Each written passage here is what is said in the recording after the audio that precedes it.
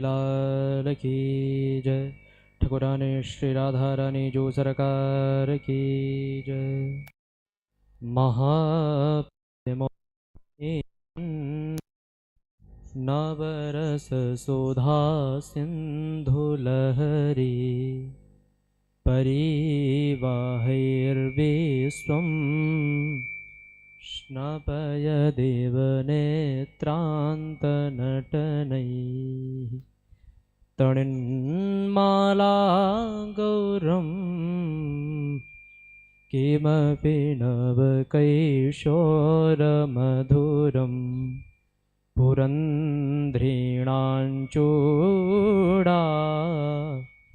भरणनवरत्नं विजयते दुकूलं बिभ्राणा मथकुचतटेः कञ्चुकपटं प्रसादं स्वामिन्या विविधपरिचर्यैकचतुरा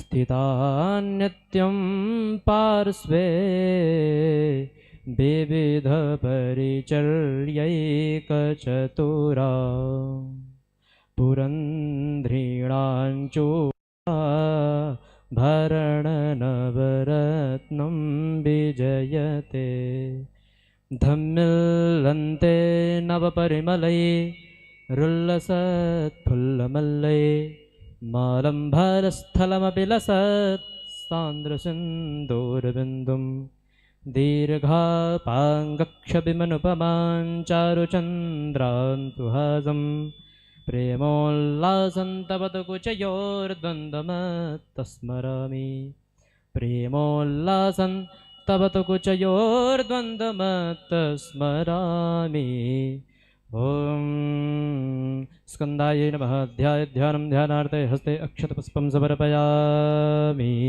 वृषवृन्दावनभाग्ये बिहारी लाल की जय। श्री स्कंदमाता की जय।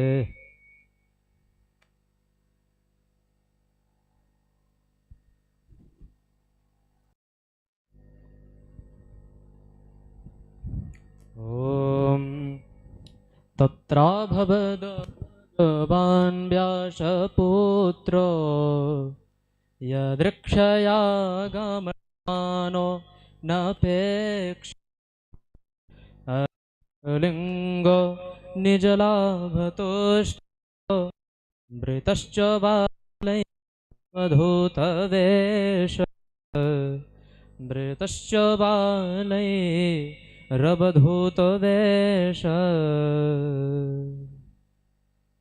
अटल छत्र महारानी की जय।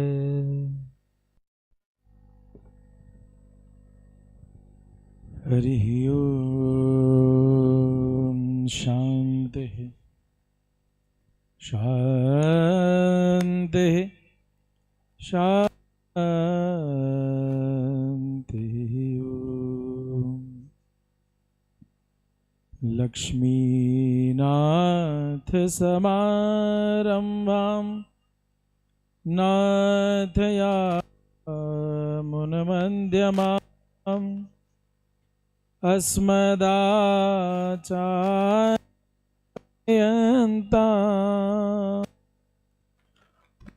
दे गुरु परम्पराम्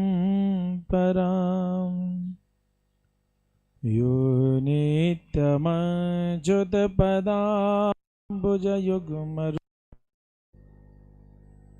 व्यामोहतस्तदितराणि तृणाय मेने अस्मद्गुरोर्भगवतोऽस्य दयैकसिन्धो रामानुजस्य चरणौ शरणं प्रपद्ये।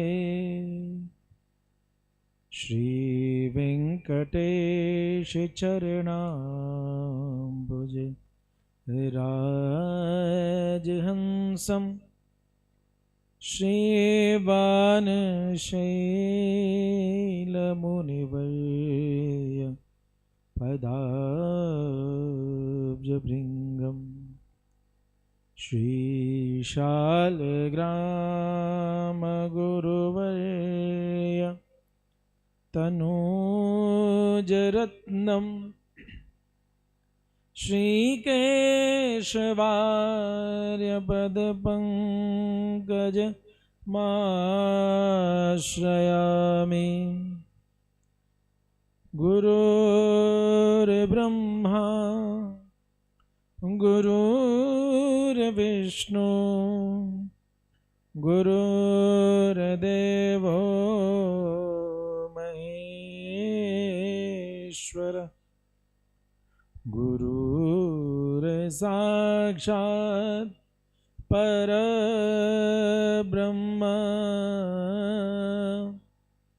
तस्मै श्री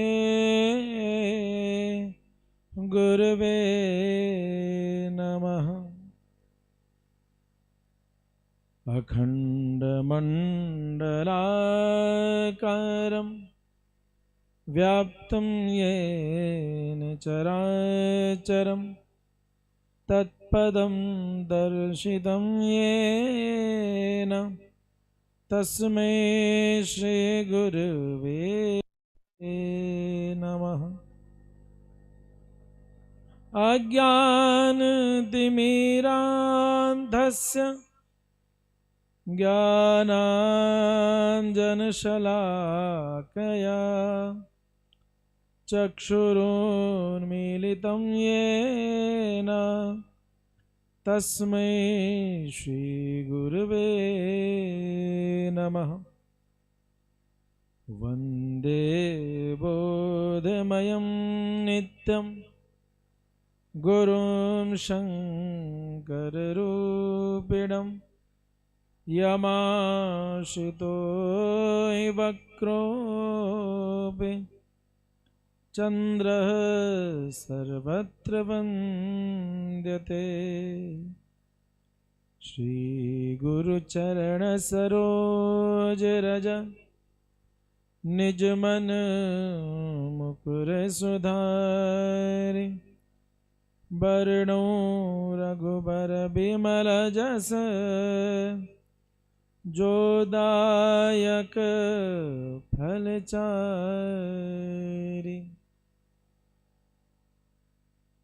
कर्पूर गौरम करुणावतारम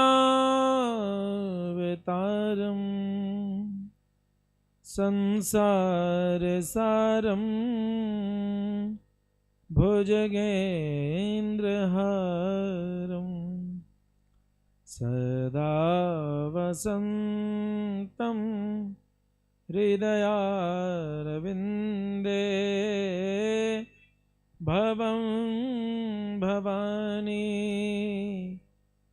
सहितं नमामि। भवं भवानी सहितं नमामि। गङ्गातरङ्गरमणीयजटाकलापं गौरीनिरन्तरविभूषितवामभागं नारायणप्रियमनङ्गमदापहारम् वाराणसीपुरपतिं भज विश्वनाथम्।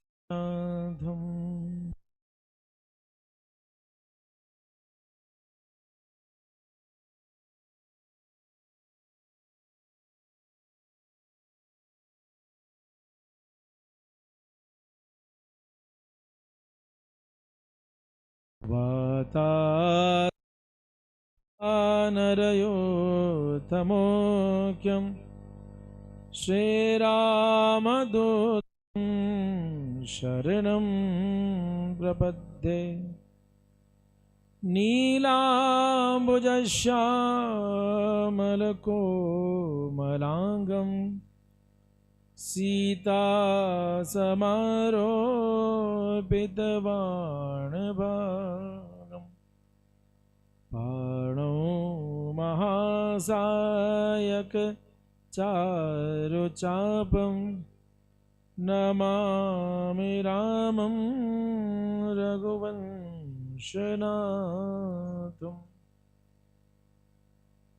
वन्दे विदेतनया पदपुण्डरीकं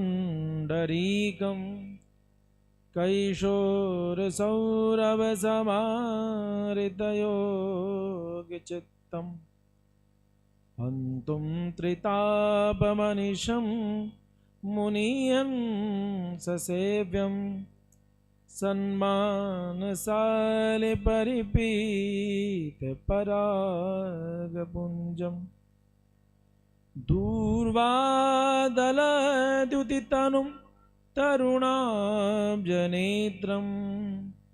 हेमाम्बरं वरविभूषणभूषिताङ्गं कन्दर्पकोटिकमनीय किशोरमूर्तिं पूर्तिं मनोरथभव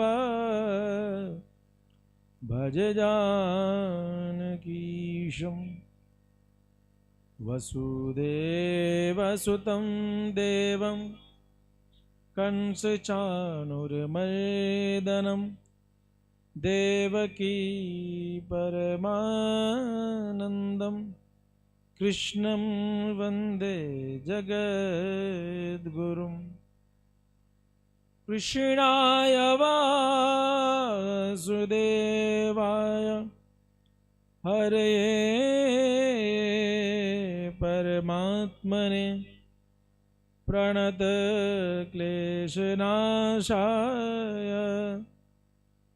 गोविन्दाय नमो नमः। ध्येयं सदा परिभवग्नमभीष्टदोहं तीर्थास्पदं शिविविरिञ्चिनुतं शरण्यं भृत्यार्तिहं प्रणतपाल भवाब्धिपोतं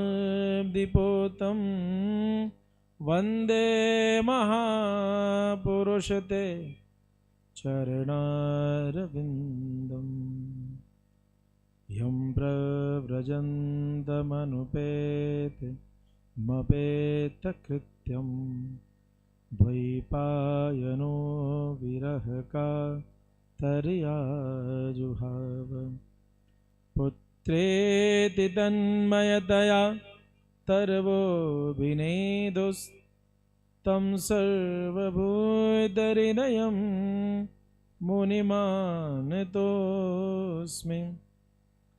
जयन्ति मङ्गला काले भद्रकाले कपालिनी दुर्गा क्षमा शिवा धात्रे स्वाहा स्वधा नमोऽस्तुते। जय त्वं देवी चामुण्डे जय भूतार्तिहारिणि जय सर्वगते देवे कालरात्रे नमोऽस्तुते। मधुकैटभविन्द्रावि विधात्रे वरदे नमः। रूपं देहि जयं देहि यशो देहि दिशो जहि। महिषासुरनृणाशि भक्तानां सुखदे नमः। रूपं देहि जयं देहि यशो देहि द्विषो जहि। रक्तबीजवदे देवी चण्डमुण्डविनाशिनी रूपं देहि जयं देहि यशो देहि द्विषो जहि सर्वमङ्गलमाङ्गल्ये शिवे सर्वार्थसाधिके शरण्ये त्र्यम्बके गौरी नारायणी नमोस्तुते। या श्री स्वयं सुकृतिनां भवनेष्वलक्ष्मी पापात्मनां कृतधियां हृदयेषु बुद्धि श्रद्धा सतां कुलजन प्रभवस्य लज्जा तां त्वां नतास्म परिपालय देवी विश्वम्। बोल वृंदावन बिहारी लाल की जय, भक्तवत्सल भगवान की जय, उमापति महादेव की जय। बोल जगदम्बे भवानी की जय, बोल सांचे दरबार की जय। जय जय श्री राधे।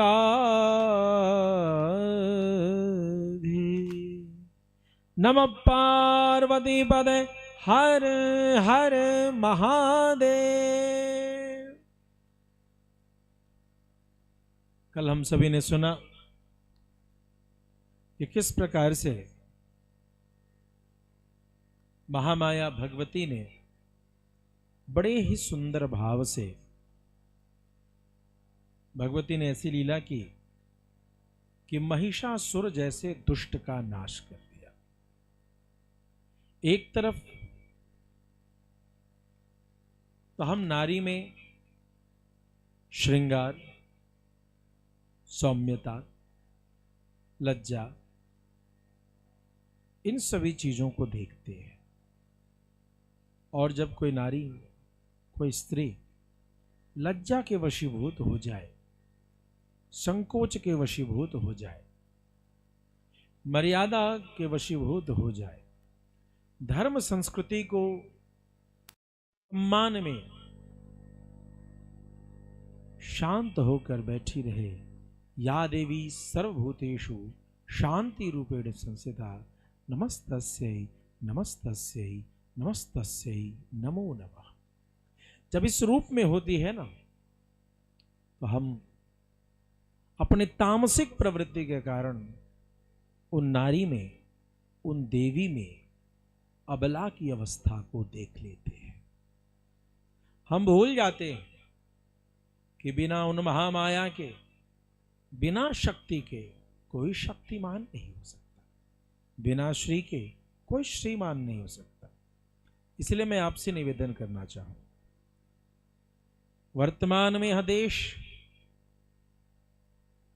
जो देश सदैव से यत्र नार्यस्तु पूजन्ते रमन्ते तत्र देवताः, यत्रेतास्तु न पूज्यन्ते सर्वाः तत्र फला क्रिया के सिद्धांत को मानने वाला है। अर्थात स्त्रियों के सम्मान के लिए सारे विश्व के सारे फिलॉसफी को आप तुलना कर लीजिए और सनातन धर्म के सिद्धांत को आप तुलना कर लीजिए।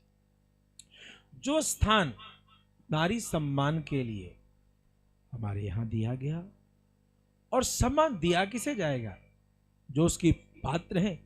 भला गुड़ को कोई मिठास दे सकता है? मैं दर्शन में, मैं सिद्धांतों की बात यह करूं कि कोई ये कहे कि हमने नारी को सम्मान दिया, तो क्या सम्मान आपकी बपौती है? भला गुड़ को कोई मिठास दे सकता है? क्या जल को कोई तरलता दे सकता है? ठीक इसी प्रकार से नारी की सम्मान बात करने वाले की बुद्धि भ्रमित है। नारी को सम्मान देने की आवश्यकता नहीं है, वो सम्मानित है। आज कलिकाल का ऐसा कुचक्र चला, 1000 वर्षों की गुलामी इस देश में ऐसी आई कि जो नारी जिस स्त्री के लिए, वो यदि स्त्री को कहीं पर शास्त्रों में संपदा के रूप में भी दिखाया गया तो उसी स्त्री को गृह स्वामिनी के रूप में भी दिखाया गया। अर्थात जिससे घर है और जो घर की परिभाषा है, दोनों स्त्री है।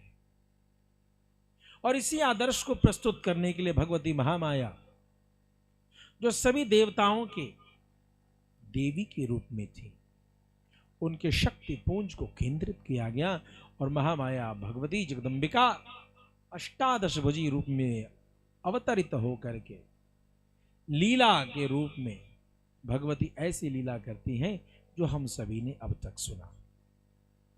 महिषासुर का मर्दन हो चुका, महिषासुर का नाश हो चुका, सभी देवता जय जयकार कर रहे हैं। बोल साचे दरबार की जय, अष्टाभुजी मैया की जय हो। और सारे देवता, यक्ष, गंधर्व, ये सभी उपस्थित होकर के क्या कर रहे हैं? तो माता की स्तुति कर रहे हैं। और कितना सुंदर भाव मैया के चरणों में समर्पित किया है साहब। या श्री स्वयं सुकृति नाम भवनेश्वलक्ष्मी पापात्मनां कृतधियां हृदयेषु बुद्ध। जो सज्जनों के घर में लक्ष्मी के रूप में है, धर्मात्मा सुकृति नाम भवनेषु, या श्री स्वयं, या स्वयं श्री इव वर्तते कुत्र सुकृतनाम भवनेषु। अच्छे सज्जनों के घर में जो लक्ष्मी के रूप में उपस्थित है, अर्थात गुणों के अधिष्ठात्री के रूप में उपस्थित है। और जहां गुण है वहीं पर धन है, वहीं पर संस्कार है, वहीं पर सम्मान है, वहीं यश है। अलक्ष्मी पापात्मनाम कुत्र सा अलक्ष्मी वर्तते, या अलक्ष्मी रूपेण वर्तते। तो पापियों के यहां भगवती अलक्ष्मी अर्थात दरिद्रता के रूप में उपस्थित होते हैं। दरिद्रता धन से ही नहीं समझना चाहिए। दरिद्रता मन में जो उपस्थित कृपणता है, असहयोग की भावना है, छल की उपस्थिति है, ईर्ष्या, मत्सर, डाह, जलन, प्रतिपल आदमी तनावग्रस्त है, उसको भी दरिद्रता समझना चाहिए। कहते हैं कि यह जो स्वास्थ्य रूपी धन है, यह सबसे बड़ा धन है। If wealth is lost, something is lost, nothing is lost. If wealth is lost, nothing is lost. If health is lost, something is lost. If character is lost, everything is lost. यदि तुम्हारा धन चला जाए तो समझना कुछ नहीं गया है, कल फिर पुरुषार्थ करोगे, फिर प्राप्त कर लो। यदि तुम्हारा स्वास्थ्य गया है तो पुनः शरीर का निर्माण कर लो। लेकिन चरित्र यदि चला गया तो समझ लेना सब कुछ चला गया, धन भी चला गया, मान भी चला गया, सब कुछ चला गया। आपने देखा होगा अपने शहर में, अपने गांव में, अपने कस्बे में, ये जो बड़े बड़े लोग गरीबों से धन को जैसे तैसे चूस कर, ठग कर, उन्हें बड़ी बड़ी बातों से सपने दिखा करके उन्हें भ्रम में बहुत बड़े धन ले आते हैं। ये सच है।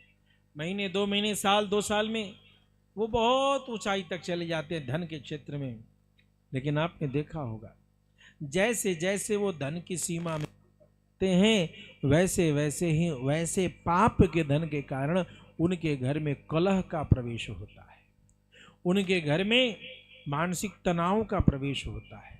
और न जाने कैसे दीमक ऐसी लगती है कि वह जब वृद्धावस्था में अपने खाट पर लेटा होता है ना, तो वह पछता रहा होता है, मगर कहे तो कहे किसे।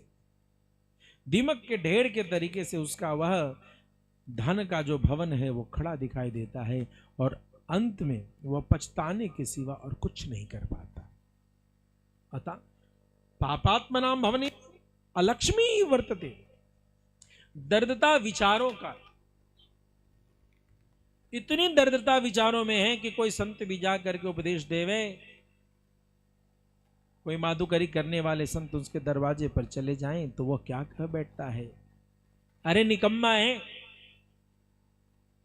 कुछ करते क्यों नहीं, खाली बैठ करके राधे राधे करते हो।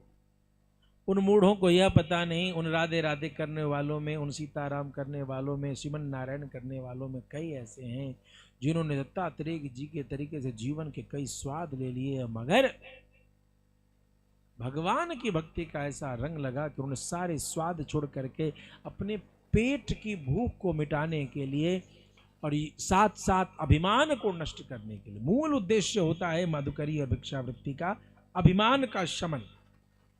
मैं ये हूं, जब आप उसे अपमानित करते हो तो उसका अभिमान जा रहा होता है। वो अपने अभिमान के शमन के लिए आपके द्वारे जाता है, एक मुट्ठी चावल और एक मुट्ठी आटा लेकर के जाता है। आपने देखा होगा कि ऐसी बातें मुख से निकल जाती है कुछ श्रीमानों के मुख से, बिल्कुल नहीं, यह आपका अभिमान है, ऐसा ना कर। यदि ऐसा करते हो तो ये वचन की दरिद्रता है, मन की दरिद्रता है, कर्म की दरिद्रता है और धन की दरिद्रता है। इस धन की दरिद्रता से भी बड़ी है मन की दरिद्रता। ऐसा विद्वानों ने, ऐसा संतों ने बताया कि कृपण जो कंजूस होता है ना, जो दानी नहीं होता, वो कैसा होता है, इस लोक में भी कष्ट पाता और उस लोक में भी कष्ट पाता है। आपने देखा होगा कभी गरीबों को मंदिर में, मठों में, संतों के यहां देखिएगा, गरीब अपनी कमाई का जो अंश देता है, यदि उस अनुपात को आप ले लेंगे तो ऐसा शायद ही कोई धनवान हो जो अपने धन के उस अनुपात में धन का दान करता हो। एक गरीब जो 700 रुपए का साथ, 800 रुपए का, 500 रुपए का, 1000 रुपए का दिहाड़ी कमाने वाला है, वह भी किसी सत्संग में जाता है तो 500-1000 रुपए का दान कर देता है। वहीं पर कोई लाखों रुपया कमाने वाला यदि 5000 दे देता है तो आप रेशनल अनुपात देखेंगे तो गरीब के उस 500 रुपए से उसका 5000 रुपए नहीं समतुल्य कर रहा होगा। अर्थात दान में भी दृढ़ता, वह सेवा नहीं कर पाता है। वह पापी ऐसा होता है, पाप के बल पर धन तो खूब कमा लेता है, लेकिन वह भागा अपने माँ बाप के चरणों की सेवा भी नहीं कर पाता। वह भागा ऐसा होता है कि अपने बच्चे को गोदी में लेकर के कभी खिला नहीं पाता। वह भागा ऐसा होता है कि प्रेम के वशीभूत अपनी पत्नी से 2 पल मीठे बोली से बोल भी नहीं सकता, काम में इतना व्यस्त है साहब। सवेरे 8 बजे जाता है, रात के 10 बजे तक आता है, और इस प्रकार के जीवन में वह कभी अपने परिवार कुटुंबों के साथ भी जीवन व्यतीत नहीं कर पाता। हाय धन, हाय यश, हाय प्रतिष्ठा में व्यतीत रहता है। तो ऐसे जो पापात्मनाम कृतयाम हृदयेषु बुद्धि, और जो विशुद्ध अंतकरण वाले जो पुरुष हैं, उनके हृदय में ही आप बुद्धि रूप में उपस्थित है। यह बुद्धि कैसी है? व्यवसायत्मिका बुद्धि रेके कुरुंदना। जो निश्चयात्मक बुद्धि है वो स्थिर होती है।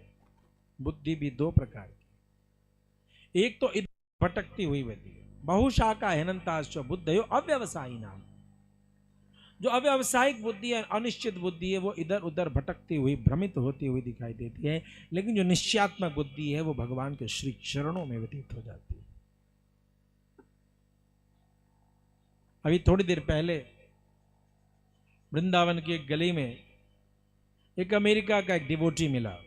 बहुत सुंदर उसने चर्चा किया कि सबसे बड़ी बात है महाराज, हम जब किसी से या कहते हैं कि आप भगवान को समर्पण कीजिए, तो वो कहता है मेरा कमाया हुआ धन में भगवान को कैसे दूं। तो किसी ने शीशा बनाया है, कोई शीशे का व्यापारी है, दुकानदार है, वो कहता है मैंने इतने लाख रुपए लगा करके अपने दुकान में शीशे रखे। अच्छा, तो शीशा बनता किस चीज से है? तो बालू से। बालू को किसने बनाया? बालू को किसने बनाया साहब? तो वह निरुत्तर हो जाता है। एक कारपेंटर कहता है मैंने कुर्सियां बनाई है, मैं उसको बेच रहा हूं, इस कुर्सी का मालिक मैं हूं। अच्छा, तो लकड़ी किसने बनाया? पेड़ में माली ने उपजाया। अच्छा, तो उस पेड़ निकला कैसे? तो कि बीज से। उस बीज का निर्माण किसने किया? एक पुष्प ने। उस पुष्प का निर्माण किसने किया? एक दूसरे वृक्ष ने। और इस प्रकार से पता चलता है कि संसार में हम सभी कोई स्वामी नहीं है, हम सभी तो भगवान की संपत्ति के रक्षक मात्र हैं, caretaker. We are just caretakers of the property which had been prevailed to us. We are the privileged person कि हमें मिला है और हम उसका वर्धन कर सकें। जानते हो, जो भगवान को चोर प्रेम से कहते हैं तो भगवान बड़े प्रसन्न होते हैं, लेकिन कुछ ऐसे नालायक लोग हैं, ऐसे ज्ञानी लोग हैं, ऐसे मूढ़ लोग हैं जो भगवान को चोर समझ पड़ते हैं और भगवान से कहते हैं, पता है, जिन गोपियों ने अपनी मटकी फोड़ने से कभी शिकायत नहीं की, उन गोपियों के मक्खन की चोरी को लेकर के आज यदि बस चले तो कोई चला जाए कि इतनी मटकियां फोड़ी गई और इतने मक्खन चोरी किए गए। ब्रजमंडल की गोपियों को पता है कि ये मक्खन, ये गौ, ये दूध, ये घी, ये सब कुछ देने तो भगवान गोविंद ही है और इसीलिए वो अपनी संपत्ति को ले रहा है, चाहे जैसे ले। तो वह चोर नहीं, प्रेम से चोर कहती हैं, मगर हृदय से जानती हैं कि यह चित्त चोर है, यह कोई संपत्ति का चोर नहीं। लेकिन आज यदि किसी को कह दिया जाए, जाओ तुम इस पर केस कर सकते हो, और कोई कोर्ट में ऐसी व्यवस्था हो, जैसे भगवान श्री राम से उनके जन्मभूमि का सबूत मांगा गया, ठीक उसी प्रकार से कोई कह दे कि हम कोर्ट में केस करते हैं, भगवान कृष्ण ने चोरी की, मक्खन की चोरी की और आदि आदि, उनको सुनवाई दिया जाए, तो यह मूर्ख बड़ा अचरज में, आश्चर्य में वह अपने, सच कहें तो अपने विक्षिप्त पागल अवस्था को वह प्रदर्शित करता है। इसीलिए हृदय बुद्धि व्यवसायत्मिका बुद्धि एक एक कुरुनंदना बहुशाखा अनंता से बुद्धि अव्यवसायी नाम। भगवान की कारक तत्व है, भगवती की कृपा से ही सब कुछ चल रहा। भगवान भगवती की सद्भुत लीला को स्वीकार करके जो जीव जीवन व्यतीत करता है, यह ऐसी बुद्धि जो कृतधियाम, जो भगवान की उपासना करने वाले उनकी बुद्धि में आती है। श्रद्धा सताम, सज्जनों के हृदय में श्रद्धा, कुल जना प्रवस्य लज्जा। आहा, जिसने कहा एक लज्जाम तजेत सर्वत्र विजयी भवेत, कलयुग का सूत्र है, एक लज्जा का।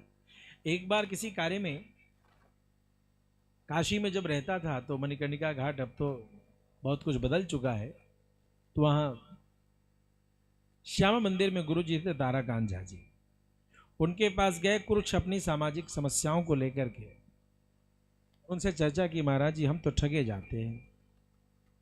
तो महाराज जी ने हंस करके कहा, गुरु जी ने, कि बेटा एक बात याद रखो, एक लज्जाम त्यजेत सर्वत्र विजयी भवेत।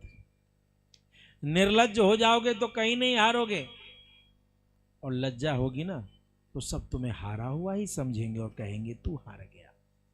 अब पीड़ा यह है कि जीत के लिए तुझे निर्लज्ज होना है, तो यदि तू निर्लज्ज होना चाहता है तो निर्लज्ज हो जा, तो जीत तुझे स्वीकार करती है। आप गांव में, समाज में देख लो, अगल बगल आस पड़ोस में जितने निर्लज्ज लोग हैं, अमर्यादित लोग हैं, बेशर्म लोग हैं, वो आपको अपने मोहल्ले में सीना तान के साथ चलते हुए मिलेंगे। जितना बड़ा झूठा उतनी बड़ी पकड़। तो प्रश्न यह है कि एक लज्जाम त्यजेत सर्वत्र विजयी भवेत, तो लज्जा का त्याग कौन कर सकता है, और लज्जा किसकी आभूषण है? तो कुल जना प्रभवस्य लज्जा, जिसका जन्म अच्छे कुल में हुआ है वही लज्जा से सुशोभित होता है, और जो मूर्ख है, जिसके कुल में ही दोष है, वो क्या लज्जा करेगा, वो तो निर्लज्ज रूप में रहेगा। श्रद्धा सताम कुल जना प्रभस्य लज्जा ताम ताम नतास्म परिपाले देव विश्वम। हे भगवती, आपसे हमारी उपासना है, मेरी प्रार्थना है कि आप किसी भी प्रकार से इस विश्व की रक्षा कीजिए। हे भगवती, मेधा देवी विदिता शास्त्र सारा, दुर्गा से दुर्गा भवसागर नूर संगा, श्री कैट भार हृदय कृताधिवासा, गौरी त्वमेव शशिमौलि कृत प्रतिष्ठा।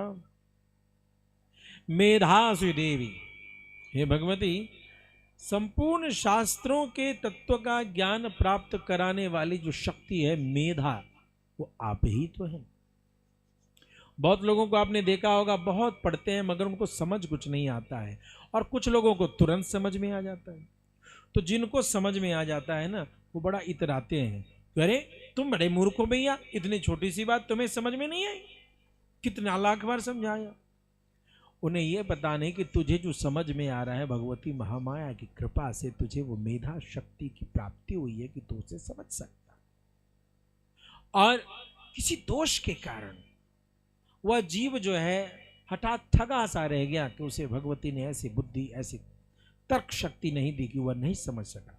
इसलिए जो नासमझ हैं उनका अपमान न करें, उनके साथ बने रहें, उनका साथ देते रहें।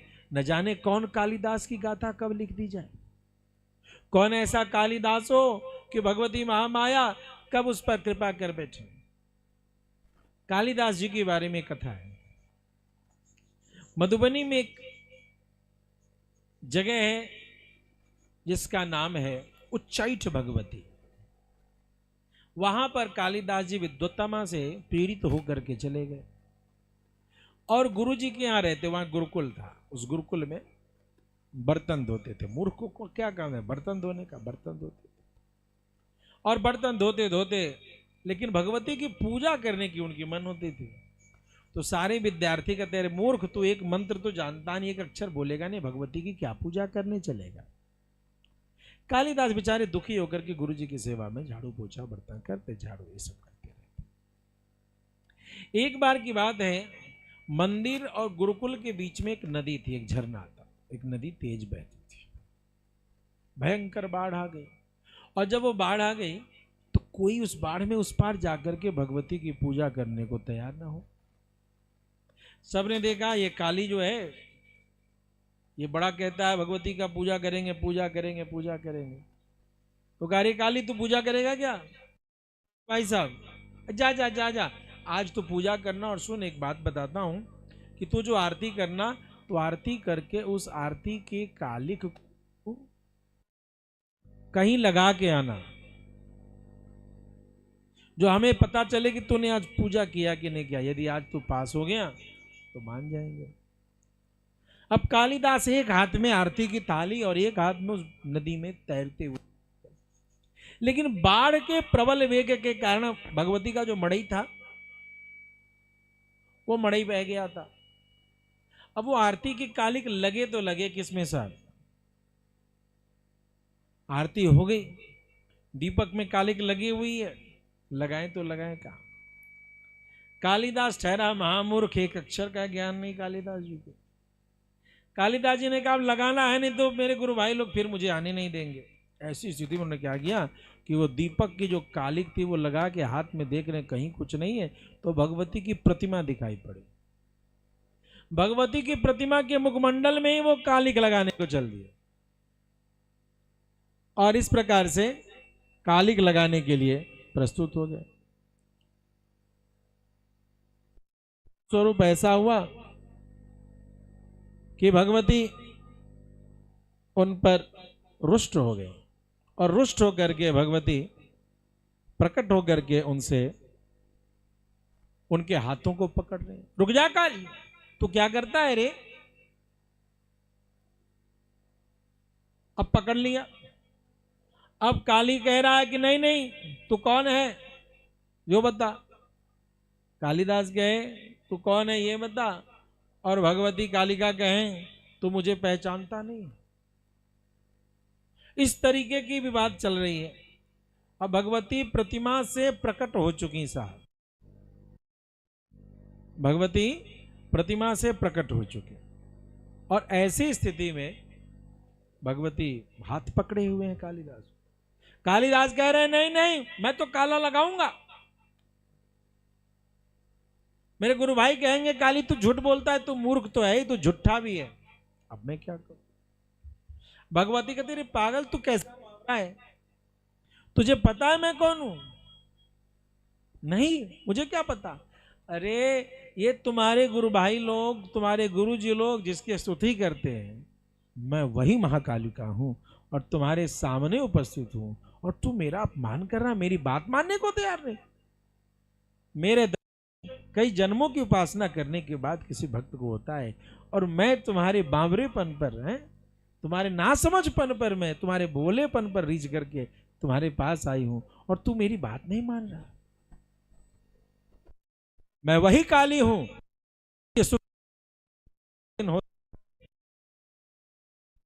कालिदास मुझे पहचानो, तू कितना मूर्ख है। अच्छा आप ही वो माता जी हैं। अब तो कालिदास चरणों में पड़ गए और रोने लगे। मां, मैंने सुना है कि तुम जिस पर कृपा करती हो वह सबसे पूर्ण हो जाता है। मैंने सुना है तुमने इस जगत का निर्माण करती हो, उस जगत का पालन संहार करती हो। क्या मुझ काली का भी निर्माण तुमने ही किया है? मुझ मूर्ख का भी निर्माण मां तुमने कर दिया क्या?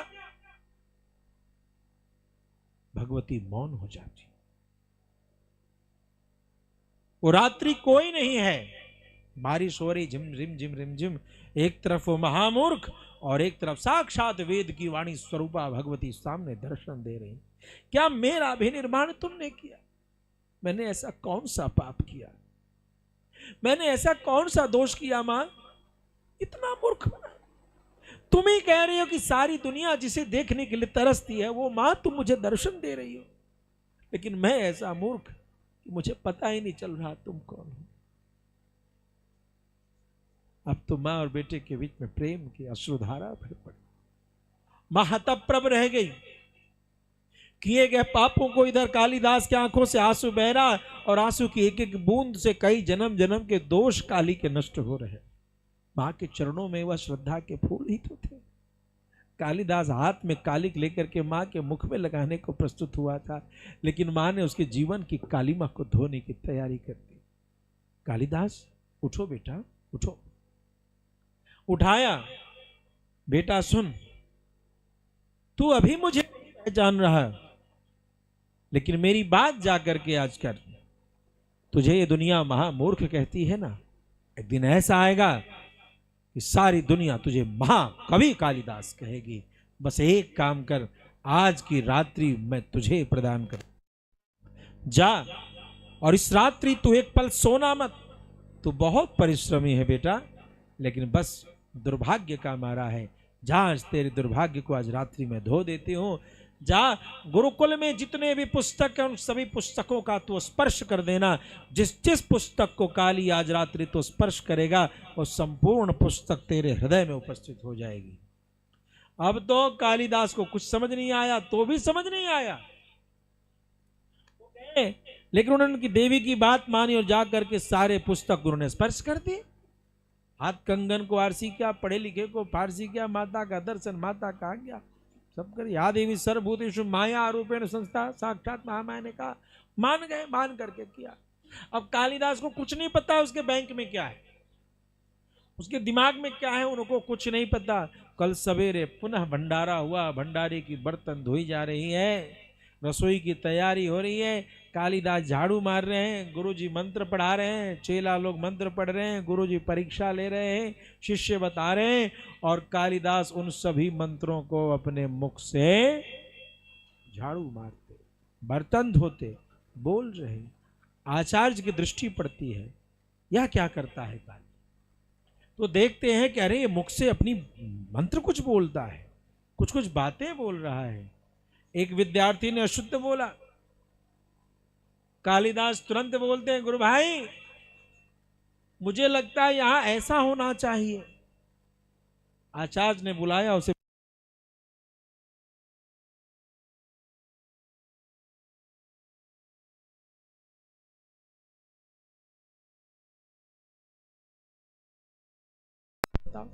शुद्ध करके बताया। जितने विद्यार्थियों ने शुद्धि की थी सारी की शुद्धि का उत्तर था कालिदास के पास। अद्भुत आश्चर्य आश्चर्य में पड़ गया आचार्य, यह क्या करता है कालिदास? कालिदास तुमने अध्ययन कब किया? गुरुजी मैंने कोई पुस्तक नहीं पढ़ी।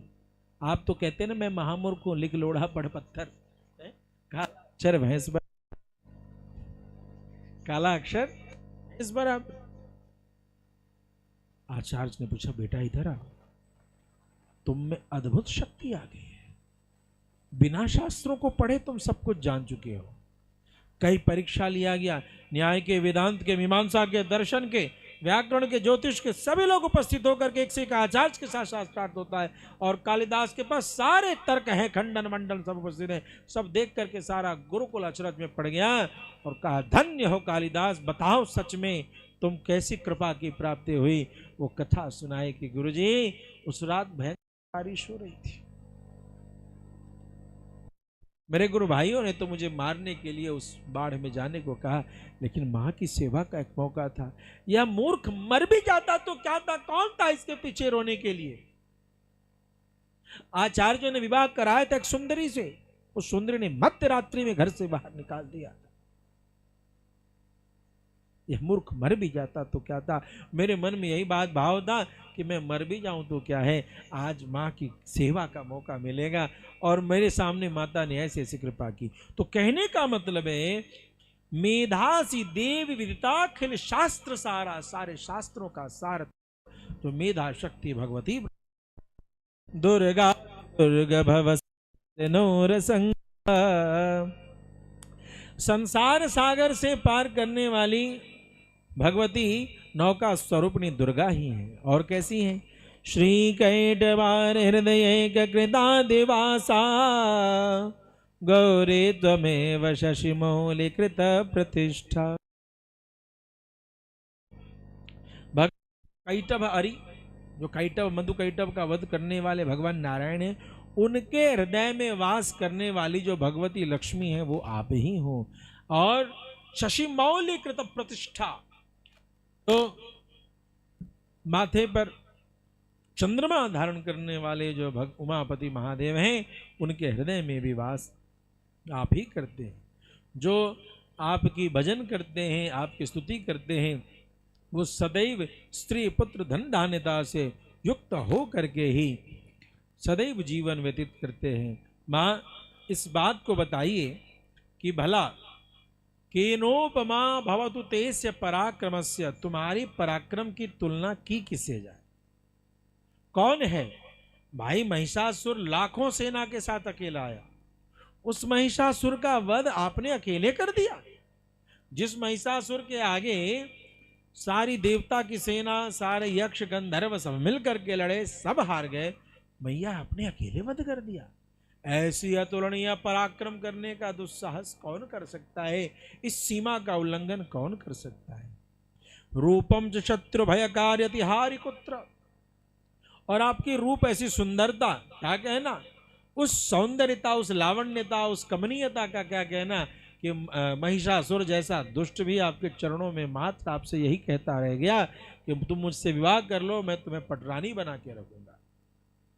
आपकी सुंदरता, प्रतिम सुंदरता आज तक किसी युग में न सुनी गई, न कही गई, न देखी जाएगी। ऐसी एक तरफ श्रृंगार और एक तरफ पराक्रम, चित्ते कृपा समर निष्ठुरता च दृष्टा, हृदय में जिसके कृपा है, या देवी सर्वभूतेषु कृपा रूपेण संस्थिता नमस्तस्यै नमस्तस्यै नमस्तस्यै नमो नमः। जो भगवती साक्षात कृपा है, ममता है, माया है, प्रेम है, शांति है, ऐसी भगवती कैसी है? तो समर निष्ठुरता च दृष्टा, और युद्ध के मैदान में वैसे निष्ठुर है कि वह पराक्रम हम सब ने देख लिया। तो ये वदे वरदे भुवनत्रये भी, हे भगवती, ऐसी भाव, ऐसी स्थिति इस त्रिलोकी में कहीं देखने सुनने को नहीं मिलती है। बोल जगदम्बे भवानी की जय। कहते हैं इस प्रकार से अलग अलग विधि से देवताओं ने भगवती की महिमा का गायन किया।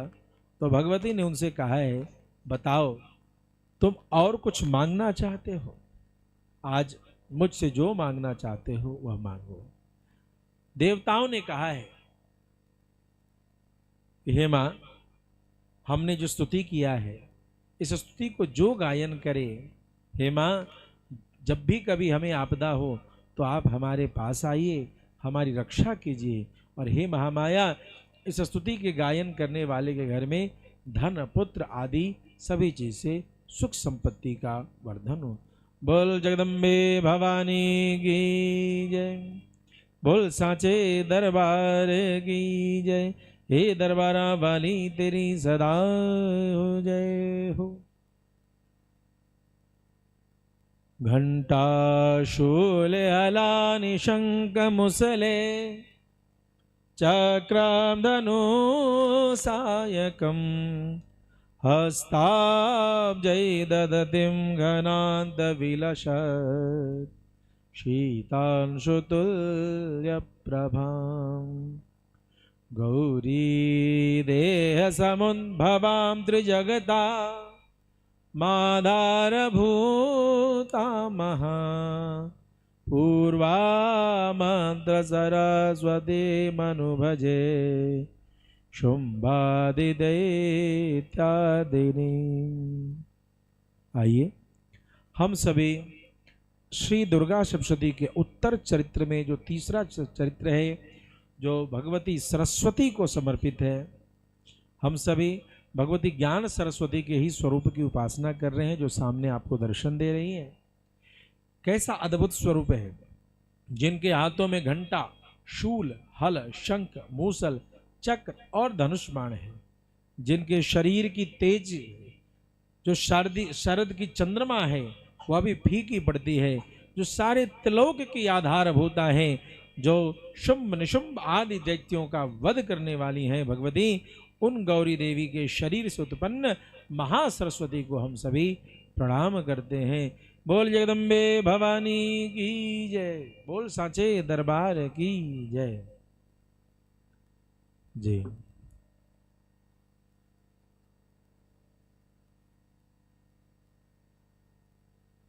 बहुत सुंदर ये माता के चरणों में मुंबई से विनोद झा जी की ओर से बहुत ही सुंदर उपहार समर्पित हुआ है। विशेष करके इस नवरात्रा में ही इस वस्तु को, जिनकी चर्चा उन्होंने की थी, उसे भेजा है। श्री राधे, चाकू ले जाओ।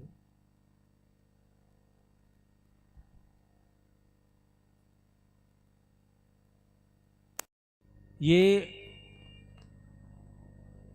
बहुत ही सुंदर हम लोगों के बीच में चर्चा चली कि कुछ ऐसी चीज का निर्माण हो कि बच्चे धर्म से जुड़ें। धन्यवाद। और उन्होंने इस भाव को रखा। एक ऐसे दीपक का निर्माण किया है जो तेल से जलेगा। हमारे बच्चे जो नए युग के हैं, जो टीवी के भक्त हैं, चमत्कार के भक्त हैं, भजन के नहीं, वो पानी से दिया जलने वाले बाबा के पीछे में बहुत जाते हैं और पानी से दिया जहां जल जाए उस जगह दौड़ रहे हैं। जो भगवती महामाया साक्षात ज्वाला देवी के रूप में उपस्थित हैं, तो अनवरत न जाने कब से जल रही हैं, उसका संज्ञान किसी को नहीं। ऐसी महामाया को छोड़ करके पानी से जलने वाले दिया के पीछे जाते हैं कि पानी से दिया जल जाता है, आदि आदि अनेक प्रकार की बातों में उलझ जाते हैं।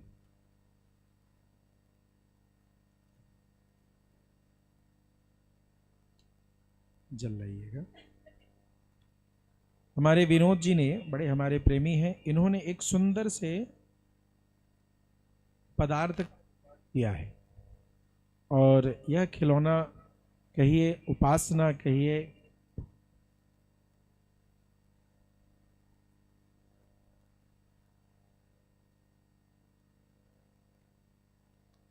एक छोटा सा सामान है।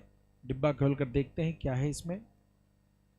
शिवलिंग लिखा है, नमः शिवाय वाटर एलईडी सेंसर।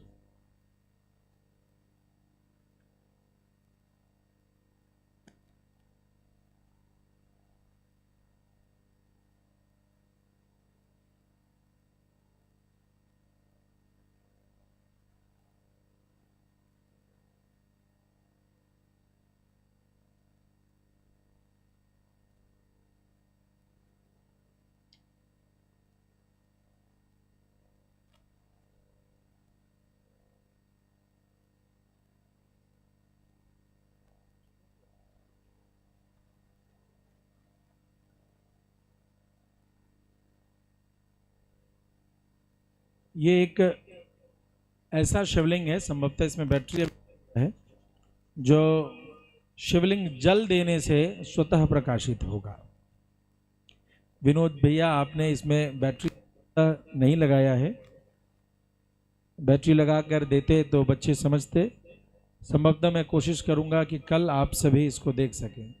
यह बहुत ही सुंदर शिवलिंग का निर्माण है और जैसे ही इसमें आप जल देंगे यह जलना अरे वाह हो गया।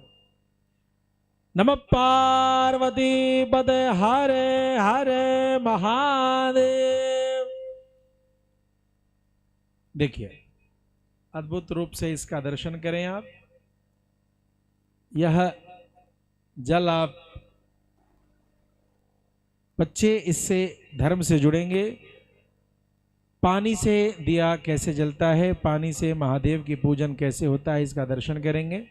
उत्तर इधर है, उत्तर की ओर करते हैं अर्घा और महादेव के ऊपर त्र्यंबकम सुगंधिम पुष्टिवर्धनम उर्वारुकमित्रा मृत्युर्मुक्षीयमामृता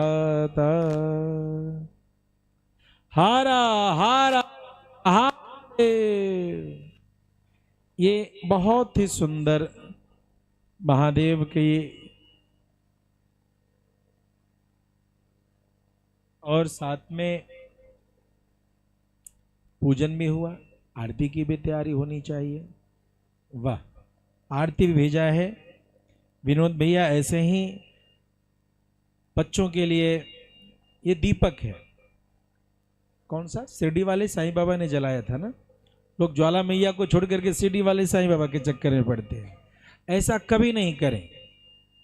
एकदम ये सनातन धर्म के सभी लोग ध्यान दें।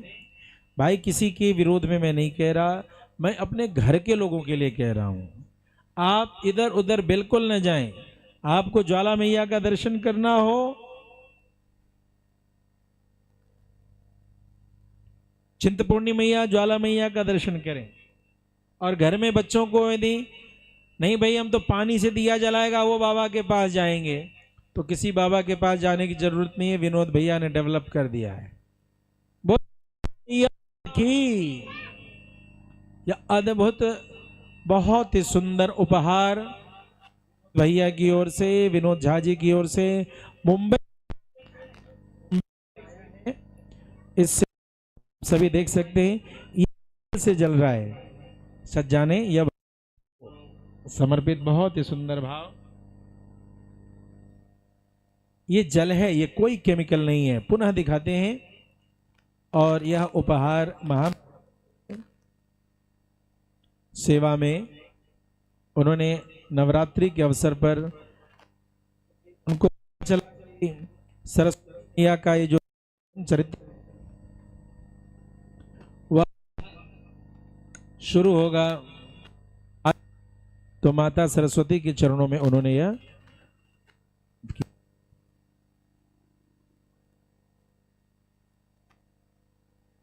जय बोल सांचे दरबार की जय। आप सभी को भी यदि ये चाहिए होगा तो आप हमें कमेंट बॉक्स में अपना नंबर भेजें। मैं उस नंबर को जो मैन्युफैक्चरिंग विंग है उन तक पहुंचा दूंगा। वो आपसे संपर्क करके यह सामग्री आपको बहुत अच्छे तरीके से पहुंचा दी जाएगी। और अपने बच्चों को सनातन धर्म से जोड़ें, इधर उधर न भटकें, इस बात का विशेष ध्यान रखें। चलिए तो आइए, हम सभी ने देखा महामाया सरस्वती मैया के चरणों में हम सभी उपस्थित हैं। ऋषि कहते हैं कि देखिए उनके जाने के बाद, महिषासुर के मरने के बाद अयोध्यापति महाबली वीर शत्रुघ्न नामक जो राजा थे उनको ही राजगद्दी दी गई। और तत्पश्चात अद्भुत लीला चली, महामाया वहाँ से चली गई और उन्होंने कहा कि जब ऐसी समय आएगी, जब ऐसी बात आएगी तो आप अवश्यमेव हमें याचना करना, हमें बुलाना, हम वहाँ स्वयं आएंगे। इस प्रकार की लीला को करके चले जाते हैं सभी देवता अपने अपने धाम को, और इधर राजा अपने साथ बैठ करके नीति संगत, तर्क संगत राज्य को चला रहे हैं। इधर राजा में धर्म के अनुसार जो चल रहा है, यहाँ बहुत ही सुंदर उपदेश आया है कि ब्राह्मण 3 प्रकार के हैं। सर्वधर्मरता नित्यम द्विज सेवा परायणा त्रिधा त्वात् सृष्टि धर्म से त्रिविधा ब्राह्मणास्ततः। ब्राह्मण 3 प्रकार के कहे गए, सात्विका राजसाश्चैव तामसाश्च तथा परे। सात्विक, राजसिक और तामसिक 3 प्रकार के ब्राह्मण आज भी देखने को मिलते हैं। जो सतोगुणी ब्राह्मण हैं वो भगवान का भजन पूजन भोग राग लगा करके भोजन यापन करते हैं, शास्त्रों का अवलोकन करते हैं और वेद की रक्षा के लिए अपना जीवन व्यतीत करते। वह कभी बलि नहीं देते। ध्यान देंगे कुछ लोग ऐसा तंत्र विधान में ऐसी चर्चा करते हैं कि बलि का प्रदान करना चाहिए, तो यहाँ पर प्रमाण है पुरोडाश विधानश्च पशुभिर्न कदाचन दानम अध्ययनम चैव यजनम तु तृतीयकम। अर्थात पशु के द्वारा कभी वो बलि नहीं देते, भगवती को भोग राग लगाते हैं, खीर पूड़ी आदि जो कुछ भी ऐसी बात है, हलवा आदि है, इन सभी के माध्यम से उपासना करते हैं। जो राजसिक है, राजाओं के यहाँ, जो बड़े बड़े धनवानों के यहाँ जाते हैं राज, जो अपने ज्ञान से राजाओं के कुशल क्षेम के लिए यज्ञ करते हैं, वो राजा के दरबार में रहते हैं तो भक्ष्याभक्ष भी कभी कभी ले लेते हैं कामना की पूर्ति करने के लिए। और वहीं पर तीसरे प्रकार के जो ब्राह्मण हैं, वे ब्राह्मण तो ऐसे हैं जो अध्ययन अध्यापन से इनका कोई मतलब ही नहीं रहता, और ये जो है सदैव ही अपने मन से जैसा मन करता है वैसा भोजन करते हैं और वैसा ही समय काल व्यतीत करते हैं। इस प्रकार से ब्राह्मणों की उपस्थिति रही। ऋषि कहते हैं कि सारे राज्य में राजा ने अपने राजकाज को किया, कुछ समय व्यतीत, कुछ काल व्यतीत हुआ। आपने देखा होगा कि जो ब्राह्मण मदिरा मांस आदि लेते हैं वो हमेशा जो है पुराने किसी राजा की चर्चा करके अपनी बात को करते हैं कि पुराने ऐसा किया और पुराने पुरोहित ने ऐसा किया। क्योंकि जो राजसिक पुजारी होते थे वो उस रूप में आबद्ध हो जाते थे, उसी जीवन में रहते थे, आदि आदि बात। अस्तु, तो कथा में आगे बढ़ते हैं। शुंभ निशुंभ नामक 2 भाई रहे। शुंभ निशुंभ बड़े ही बलवान, और दोनों असुर जो है जब उन्होंने युवावस्था की प्राप्ति की तो युवावस्थी की प्राप्ति होने पर एक आसन पर 1000 वर्ष तक तपस्या करते रहे। 1000 वर्ष तक तपस्या जब पुष्कर राज में, तीर्थ पिता पुष्कर राज में जाकर के किया उन्होंने, तो उनको ब्रह्मा जी उपस्थित हुए। अब ब्रह्मा जी से उन्होंने पूछा, ब्रह्मा जी ने बताओ क्या वरदान चाहिए। तो ब्रह्मा जी ने जब उनसे वरदान मांगने को कहा तो शुंभ निशुंभ ने कहा हमें और कुछ नहीं चाहिए, हमें अमरता का वरदान दीजिए। बोलो भक्तवत्सल भगवान की, हमें अमरता का वरदान दीजिए। अब अमरता के वरदान के लिए ब्रह्मा जी ने कहा नहीं नहीं, सृष्टि के विधान में ऐसी बात नहीं आई, किसी को अमरता नहीं दिया जा सकता साहब। तो क्या दिया जा सकता है आप बताइए, तो कोई और शर्त मांगो। तो शुंभ निशुंभ ने भी यही बात कहा, ओहो सुनिए, ऐसा है कि देवता दानव मनुष्य आदि इसमें कोई ऐसा पुरुष तो नहीं जो हमसे युद्ध में विजय प्राप्त कर सके, लेकिन फिर भी आप हमें वरदान ऐसा ही दीजिए कि हमें देवता दानव मानव में कोई भी पुरुष हमारा वध न करे। और स्त्रियां क्या है, स्त्रियों को कौन, स्त्रियां तो स्वभाव, अवध्यौ भ्रातरौ स्याताम नरेभ्य पंकजोद्भव भयम न स्त्री जनेभ्य स्वभावात अबला ही। स्त्रियां तो स्वभाव से ही अबला है बेचारी, बेटी रही तो पिता का हाथ पकड़ के चली, शादी हो गई तो पति के पीछे पीछे चलेगी, और पति के जाने के बाद बेटे के पीछे पीछे चलेगी। तो स्त्रियां तो साक्षात अबला है साहब, उनमें कहाँ बल है। तो जो उनमें है तो उनको छोड़ करके स्त्रियों को आप छोड़ ये दे दीजिए कि कोई भी पुरुष हमारा वध न करे। ब्रह्मा जी ने तत्क्षण कहा जल लेकर के, तथास्तु, तुम्हारा कोई स्त्री वध न कर सके। और इस प्रकार से उन दोनों ने मिल करके खूब अपनी सेना बढ़ाया। उस सेना में चंडमुंड आए, उस सेना में धूम्रलोचन आया, और सेना में रक्त बीज भी आया। जो रंभ करंभ की कथा हम लोगों ने सुनी थी कि रंभ का ही पुत्र जो है महिषासुर हुआ, वही रंभ रक्त बीज बनकर के। और रक्त बीज की क्या विशेषता थी कि रक्त बीज ने तपस्या करके ऐसा वरदान प्राप्त कर लिया कि जितना कोई भी शत्रु उस पर प्रहार करेगा, उसके बूंद जितने रक्त के गिरेंगे, हर बूंद में रक्त बीज की उत्पत्ति होगी। अब असली रक्त बीज कौन, नकली रक्त बीज कौन, ऐसा होगा।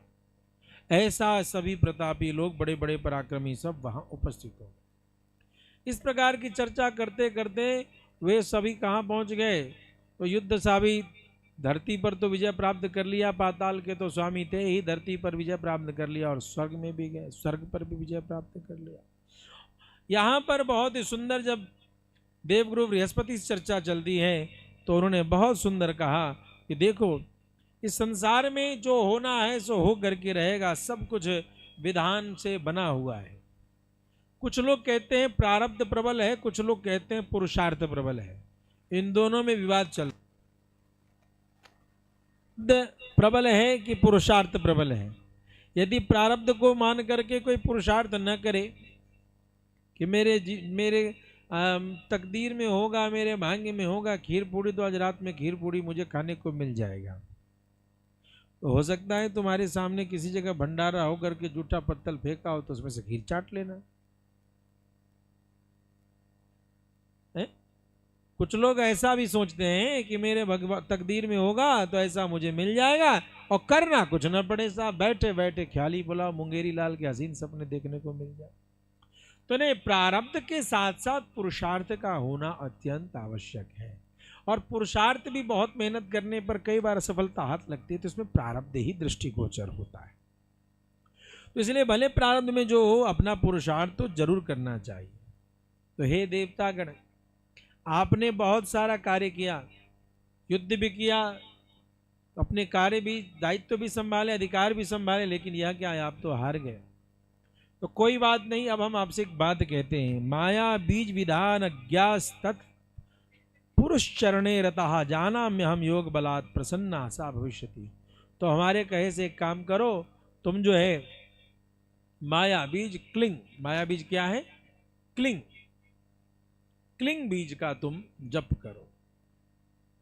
यह उत्तर चरित्र का बीज भी क्लिंग ही है, तो क्लिंग बीज का तुम जप करो। क्लिंग आकर्षण का मंत्र है, और इस मंत्र को तुम पुरस्चरण करो। जब इसको पुरस्चरण करोगे तो वो महामाया बड़ी प्रसन्न होंगी, और उन्होंने तो तुम्हें वरदान भी दिया है कि जब तुम मुझे बुलाओगे तो मैं जरूर आऊंगी। और इस प्रकार से सभी लोग भगवती की स्तुति करते हैं, प्रार्थना करते हैं। भगवती कहते हैं कि जब वो प्रार्थना करते करते करते ये लोग करने के लिए गए थे हिमालय में, और हिमालय में जब भगवती की प्रार्थना करते हैं तो क्या बात है, वहीं पर भगवती वहाँ पर उपस्थित हो जाती है।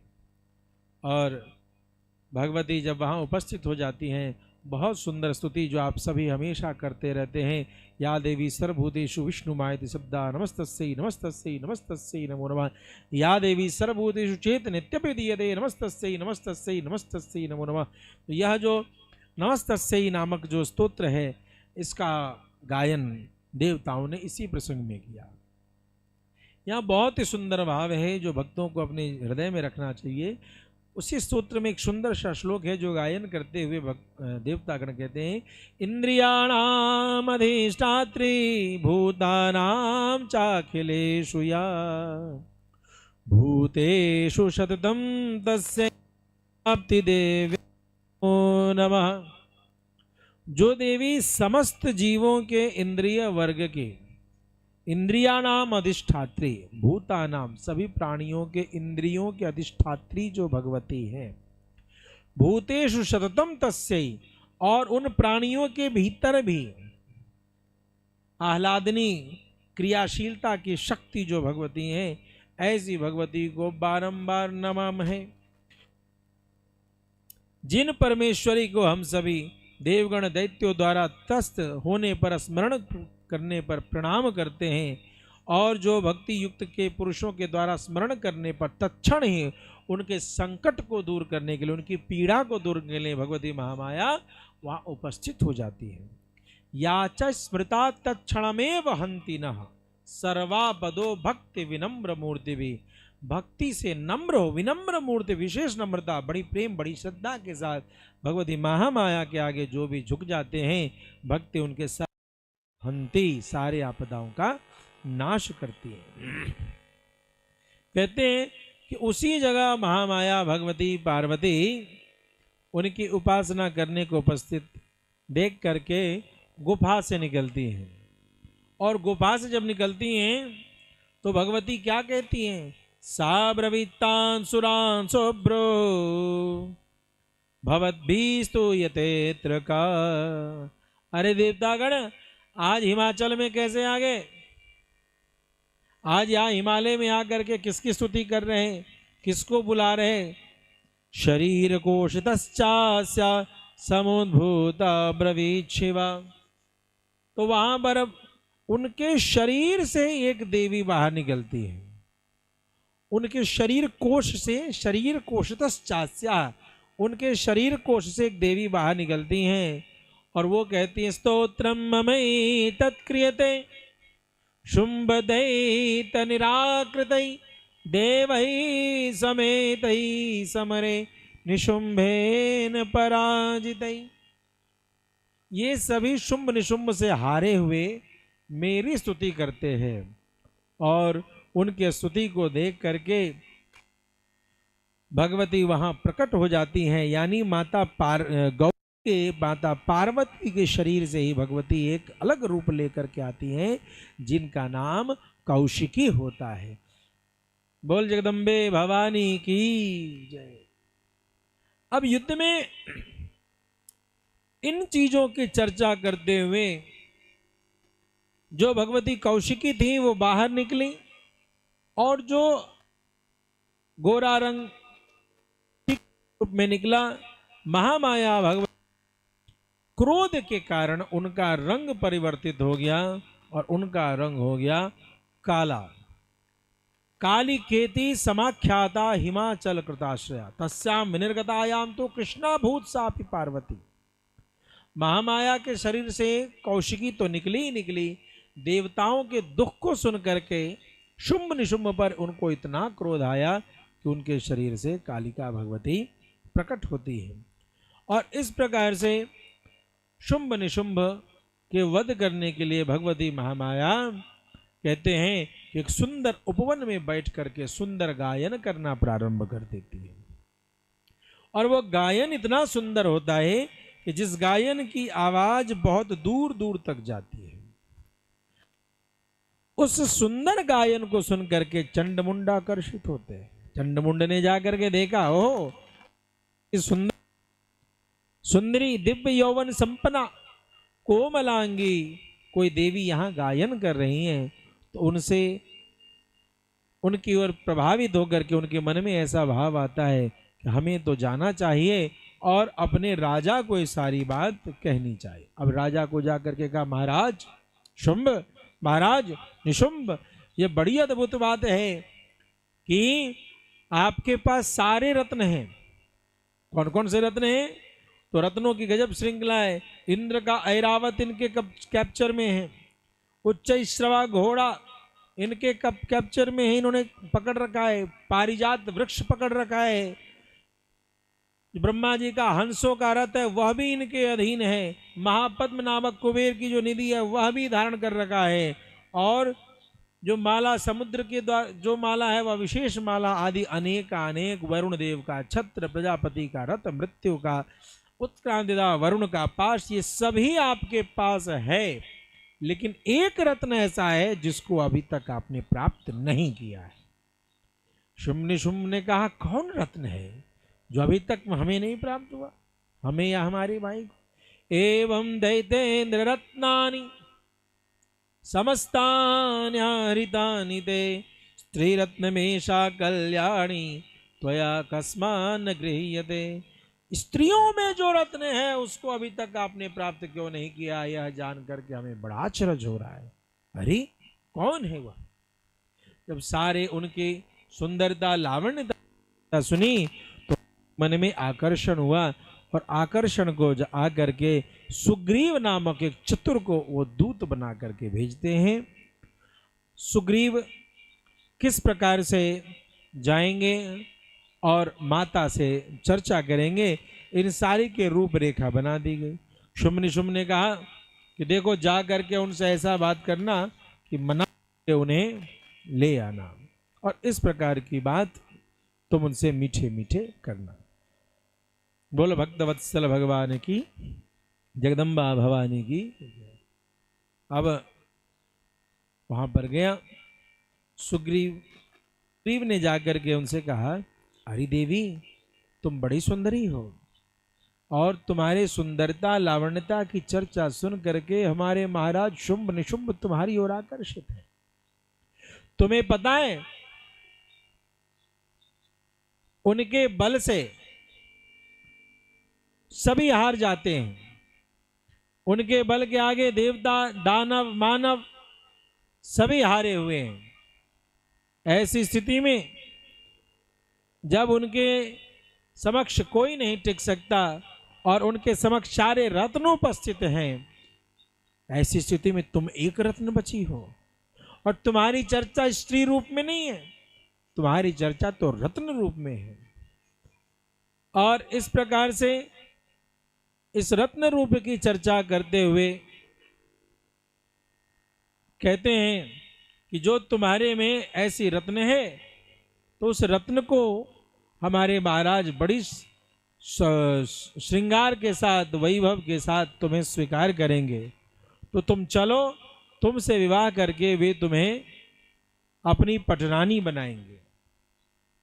कहते हैं कि जब सुग्रीव ने ऐसा कहा तो भगवती महामाया उनसे क्या कहती हैं, अरे शुंभ निशुंभ के दूत सुग्रीव, तुमने बड़ी नीति युक्त बड़ी मीठी बात हमसे की है साहब।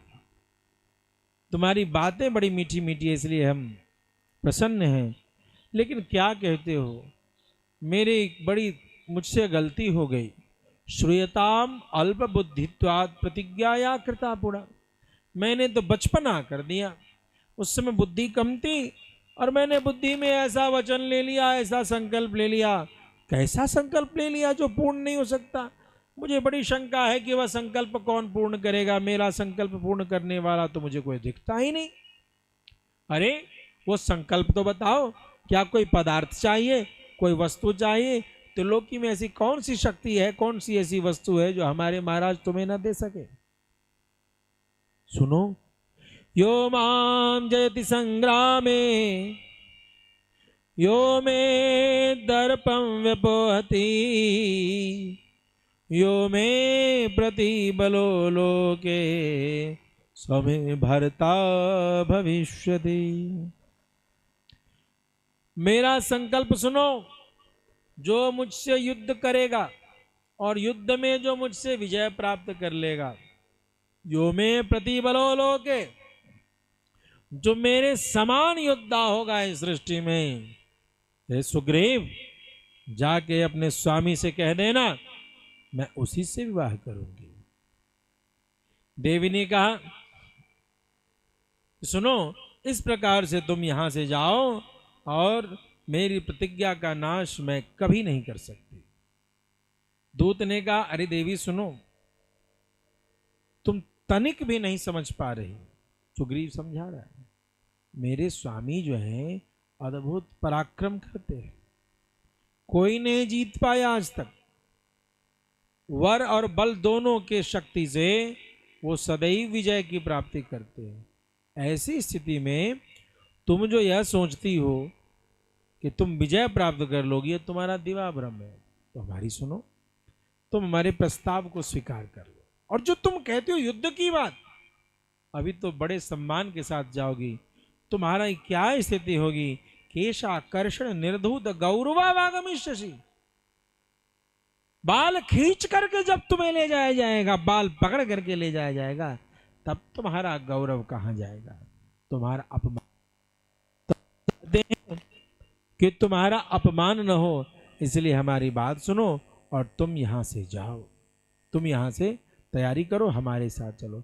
दूत की इस बात सुनकर के भगवती देवी महामाया प्रसन्न हो जाती हैं, कहती वाह क्या बात कहते हो। लेकिन सुनो मेरी बात, किम करोमि प्रतिज्ञा में यदना लोचिता पुरा, मैंने पहले बिना सोचे समझे प्रतिज्ञा कर ली ना, मैं अपने प्रतिज्ञा का त्याग कभी नहीं कर सकती सुग्रीव। भले इसके लिए मुझे यश अपयश जय पराजय लाभ हानि जो भी मिले, मैं अपनी प्रतिज्ञा का त्याग कभी नहीं कर सकती।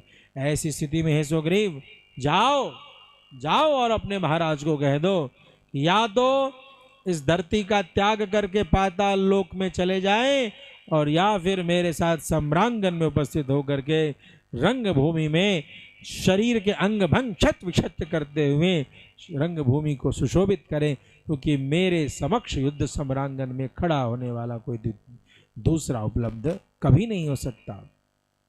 सत्यम गच्छमयोक्तम ते यदि तत्सर्वमाददा तदा चक्षा सुरेंद्र सच युक्तम करो तो तद। तुम्हारा स्वामी जैसा उचित हो वैसा करे, ऐसा कह करके सुग्रीव को विदा करते हैं। सुग्रीव महिषासुर के पास जाएंगे और उनको अपनी बात कहेंगे, किस प्रकार से धूम्रलोचन आएगा, किस प्रकार से चंडमुंड का संहार होगा और भगवती चामुंडा नाम से जानी जाएगी। इन सभी कथा को कल हम सभी सुने। कल के प्रसंग में हम सभी बड़े सुंदर भाव से उपस्थित होकर के भगवती महामाया की अद्भुत लीलाओं को सुनने के लिए यहाँ उपस्थित हैं। इसमें भगवती के श्रृंगार का भी वर्णन है, तो इसमें भगवती के रौद्र पराक्रम का भी वर्णन है। इस पराक्रम और श्रृंगार, पराक्रम और प्रेम, इन दोनों के संयोग से ही सृष्टि का आनंद होता है। ऐसे सुंदर संयोग की गाथा श्री दुर्गा सप्तशती है, जो मार्कंडेय पुराण में उद्धृत है, और इसका विशेष प्रसारण शारदीय नवरात्र के अवसर पर नवरात्र तक चलेगा। अतः आप सभी जो भक्त लोग यहाँ पर उपस्थित होकर के फेसबुक, इंस्टाग्राम, यूट्यूब के माध्यम से इस कथा को सुन रहे हैं, यह सुंदर आयोजन आप सभी देख तो रहे ही हैं, साथ ही साथ एक छोटी सी आहुति दक्षिणा भी आप जरूर समर्पित करें। वह दक्षिणा होगी, इस वीडियो को अपने सभी इष्ट मित्रों को जरूर शेयर कर सकें, ताकि श्री दुर्गा सप्तशती के सुंदर भावों का प्रचार प्रसार बड़े आनंद के साथ हो सके और ज़्यादा से ज़्यादा लोग तक इसका दर्शन कर सकें। आपसे यही निवेदन है। पुनः एक विशेष सूचना कि जिन लोगों को भी, जो आप लोगों ने देखा या बहुत ही सुंदर बच्चों को धर्म से जोड़ने के लिए जल से जलने वाला जो शिवलिंग है और जल से जलने वाला जो दीपक है, हमारे ही नेमी प्रेमी ने इसका निर्माण किया है। आप सभी इसको समझें, और जिनको यह चाहिए कि आप नवमी को, अष्टमी नवमी को जला सकें या दिवाली को जला सकें, धनतेरस आने वाला है, और इस तरीके से अपने घर के नित्य पूजा में इसका उपयोग कर सकें, इसके लिए आप अपने नंबर को आप ज़रूर कमेंट बॉक्स में या मुझे पर्सनली मैसेज करें, ताकि जो मैन्युफैक्चरर हैं वो आपसे संपर्क कर सकें और आप तक बाई पार्सल यह सामान सुरक्षित रूप से पहुंच सके। आपने देखा कथा के बीच में ही विनोद झा जी ने यह बहुत ही सुंदर उपहार भेंटा। आप भी इसका लाभ लें और बच्चों को इस सुंदर से उपहार के द्वारा धर्म से जोड़ें। कार्तिक महीने में यदि आपकी श्रद्धा बने तो आप वृंदावन धाम में अपने पितरों के निमित्त और विशेष करके किसी भी मनोकामना की पूर्ति के लिए श्रीमद् भागवत का मूल पारायण श्री वृंदावन धाम में करा सकते हैं।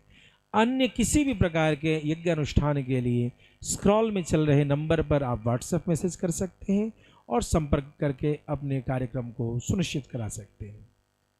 हमारे श्रोता बांग्लादेश से भी जो सुन रहे हैं, वहाँ भी आना जाना होता है, वे भी लोग हमसे जुड़ सकते हैं। थाईलैंड से सुनने वाले सभी श्रोता भी इस आयोजन में अपना भाग अंश रूप से 1 रुपये 11 रुपये जैसी भी आपकी इच्छा बने, शक्ति बने, अपनी सेवा राशि दे करके भारत के भी सभी अनुयायी, तमिलनाडु, तेलंगाना आदि के सभी हमारे श्रोतागण, कई श्रोतागण जो राष्ट्र से सुनते रहते हैं, उन सभी से निवेदन आप जरूर इसमें भाग लें। 1 रुपये ही सही दक्षिणा दे करके अपने धन को पवित्र करें। यह सुंदर प्रयास प्रथम बार इस नवरात्रि में, प्रति नवरात्रि में दुर्गा सप्तशती का पाठ मात्र चलता था, लेकिन इस बार विशेष रूप से इस प्रवचन का आयोजन किया गया। आगे की कथा के लिए कल पुनः आप सभी 6 बजे के बाद यहाँ उपस्थित हों। हम सभी पुनः मिलेंगे, तब तक के लिए जय श्रीमन्नारायण।